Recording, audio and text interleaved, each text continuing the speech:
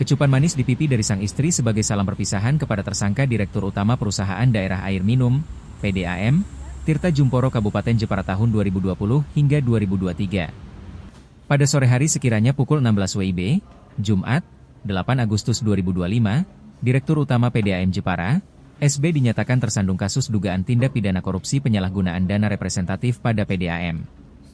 Mengenakan rompi berwarna merah muda dan topi coklat hingga bermasker, SB dihadirkan dalam jumpa pers dilakukan oleh Kejari Jepara. Terpancar raut kesedihan dan kecewa terlihat jelas pada matanya tersangka saat dihadirkan di jumpa pers yang dipimpin langsung oleh Kepala Kejaksaan Negeri Jepara, Radini Ardani. Saat digelandang dari ruangan aula Kejari Jepara hingga menuju mobil tahanan pun, setiap langkahnya SB terlihat menundukkan kepalanya melihatkan rasa malu atas perbuatannya.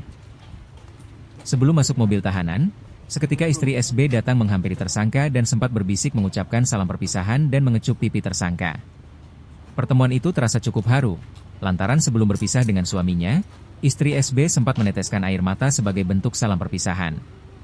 Nampak juga saat berada di ruang Kasipitsus Kejari Jepara, ditemani kuasa hukumnya, istri SB nampak tidak bisa menahan rasa kesedihannya.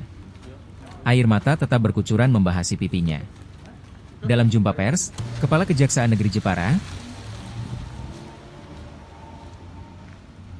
Kejaksaan Negeri Jepara akan melakukan press release terhadap perkara dugaan tindak pidana korupsi penyalahgunaan dana representatif pada perusahaan air minum PDAM Tirta Jumporo Kabupaten Jepara tahun 2020 sampai 2023.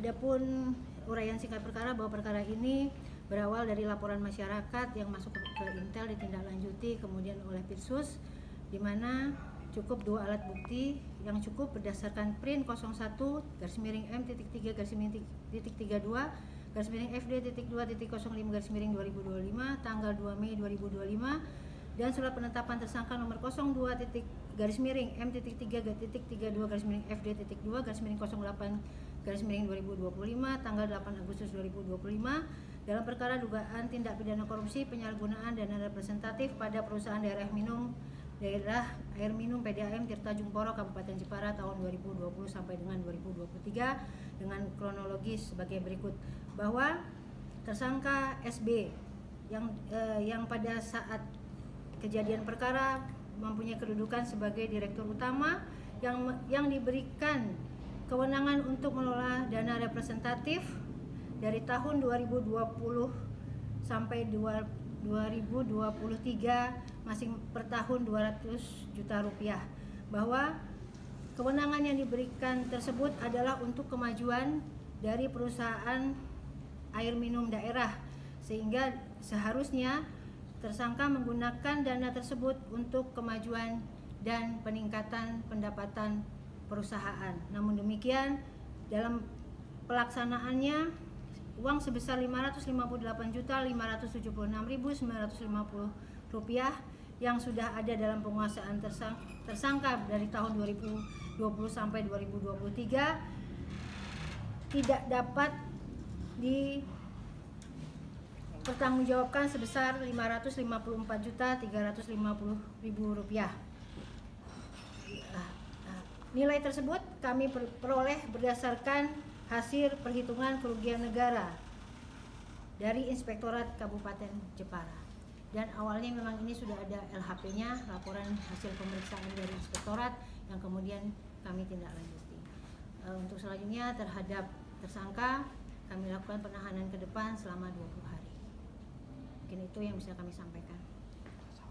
Adapun pasal yang akan kami sangkakan adalah melanggar pasal 2 ayat 1 Junto pasal 18 Undang-Undang Nomor 31 Tahun 1999 yang telah diubah dengan Undang-Undang Nomor 20 Tahun 2001 tentang Pemberantasan Tindak Pidana Korupsi Junto pasal 64 ayat 1 KUHP.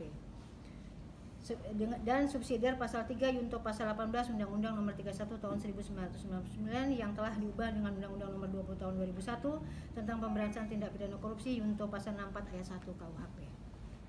Bukannya dari bulan Mei, tapi sebelumnya kami sudah melaksanakan, kalau nggak salah Mas, dari tahun kemarin, Mas. Yang bersangkutan ini sendirian apa gimana dalam menjalankan? Sampai saat ini masih sendirian. Kita lihat nanti perkembangannya. Kalau temuan ini awalnya bagaimana, Bu? Ada pelaporan kah atau seperti apa? sebenarnya ada pelaporan, kemudian kami melihat dari inspektorat ya Mas Kasih khusus ya, Mas Kasintel, dari inspektorat ya, dari hasil inspektorat ternyata tidak ditindaklanjuti oleh yang bersangkutan, karena untuk yang bersangkutan sebenarnya ada kesempatan untuk menyelesaikan tapi tidak diselesaikan, mungkin begitu ya Mas ya. Itu uangnya digunakan untuk apa Bu? Sampai saat ini masih disampaikan untuk kepentingan pribadi. Nanti kita lihat lagi, karena tadi dari hasil LHP-nya belum kita bisa sampaikan secara rinci, karena harus nanti di depan persidangan biar dirincikan. Kami hanya menyampaikan temuan secara global. Ini nanti akan disidangkan dan kapan untuk? Kami insya Allah secepatnya ya Mas, secepatnya, karena ini berkas ini memang sudah kami matangkan. Jadi untuk tidak menunggu terlalu lama, bisa kami biar yang bersangkutan juga mendapatkan kepastian hukum. Untuk pengembangan Dari hal ini kami sudah memanggil kemarin kalau tidak salah 15 orang.